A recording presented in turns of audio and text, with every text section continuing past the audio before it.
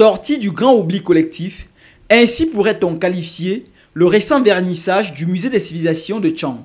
Un grand moment d'histoire rendu possible grâce à la route des chaufferies et la volonté commune des deux États français et camerounais de dépouiller leur passé commun. Démarche initiée par le président Macron et qu'il a développée lors de sa venue au Cameroun l'an passé. Confiée à une commission franco-camerounaise présidée par l'artiste Blik Bassi, la reconstitution de l'histoire de l'indépendance de ce pays. Libérons la mémoire, tel est le projet titre de cette exposition. Oui, libérons-la. Libérons-la des non-dits, des censures et des autocensures. Libérons-la des légendes, des approximations et des préjugés. Si l'histoire doit être instrumentalisée, et elle l'est souvent, au service d'une légende nationale apte à mobiliser le peuple, elle doit l'être au moins au service de la vérité, de l'apaisement et de la réconciliation. Le tout premier drapeau du Cameroun, la toute première déclaration d'indépendance du Cameroun, le véhicule du premier président Amadou Ahidjo, l'objectif de cette exposition est de libérer la mémoire collective des préjugés et des récits légendaires. Notre histoire, nous ne la connaissons pas, nous la connaissons très mal, que ce soit l'histoire locale et même l'histoire nationale. Indépendance du Cameroun, ça rentre dans cette démarche de devoir de mémoire, de libérer la mémoire, pour libérer cette mémoire qui pose problème pour une meilleure connaissance de son histoire. Vous savez que l'indépendance du Cameroun a été pas évidente. C'est une indépendance qui a connu des périodes douloureuses. Et pour nous, c'est important de faire ce travail de reconnexion, pas simplement de la jeunesse, mais parce qu'en discutant, en menant des enquêtes, en lisant ce que les historiens, le travail que nous avons mené avec les historiens, on constatait qu'il y avait des zones d'ombre ou des parties de cette histoire occultées, volontairement pour certains membres de notre famille, parce que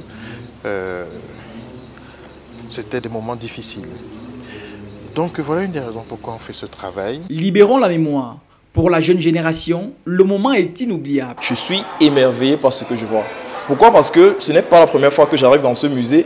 Et puis je me rends compte qu'il y a eu tellement de changements et tellement de choses qui relatent l'histoire du Cameroun. C'est tellement beau. Et là, ce n'est pas que l'histoire du Cameroun, mais nos traditions aussi en font partie. Par exemple, il y a des images du chef, des anciens chefs, un peu que la fête, il y a tellement de choses qui relatent notre histoire et que je trouve tellement cool. Voilà, devant moi, je viens de voir le drapeau du Cameroun avec ses deux étoiles. Et là, maintenant, je la vois avec l'étoile rouge, l'étoile jaune sur la bande rouge. Donc, je suis vraiment émerveillé par ce que je vois ici. Vraiment satisfait de tout ce que je vois ici parce que c'est loin de ce à quoi j'imaginais.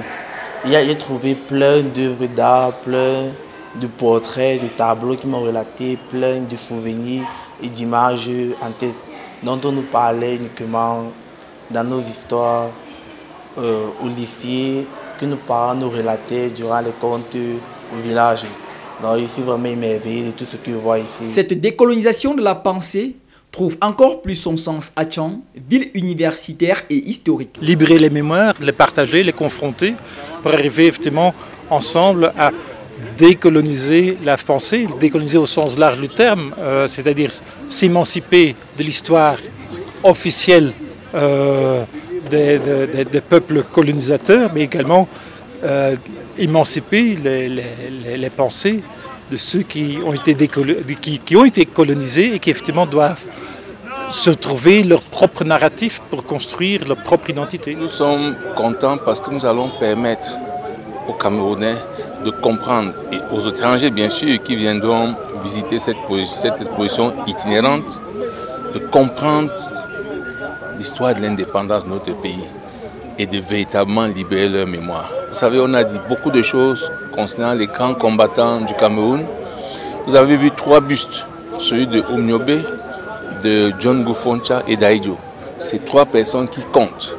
Et les gens doivent comprendre le rôle que ces personnes ont joué pour ne plus se satisfaire simplement des écrits et des ragots, je peux dire comme ça, entre guillemets, qui sont faits sur l'histoire de l'indépendance du Cameroun, qui ne date pas de 1960, comme l'avait si bien dit le président de la République, Paul Biya, mais de bien avant. Mais pour le maire de Tchang, il faut aller au-delà pour inscrire ces faits autrefois peu connus dans les différents programmes scolaires. Nous allons inviter surtout les jeunes étudiants et les jeunes du primaire et du secondaire pour qu'ils viennent visiter cette exposition, d'autant plus qu'on n'a pas encore tout ce que vous voyez là dans nos curricula, et c'est quand même un problème.